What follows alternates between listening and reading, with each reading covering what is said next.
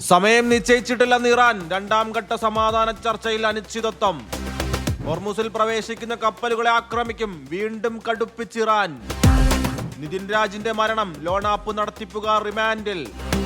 BJP പ്രവർത്തകർക്കു നേരെ ബോംബേറ്. 10 CPM-കാർക്ക് 25 വർഷം തടവ്. വൈദ്യുത ഉപയോഗം കുതിക്കുന്നു. 15 മിനിറ്റ് നിയന്ത്രണം വേണ്ടിവരുമെന്ന് KSEB. പ്രായപൂർത്തിയാകാത്ത പെൺകുട്ടി ആത്മഹത്യ ചെയ്ത സംഭവം. പിതാവ് അറസ്റ്റിൽ.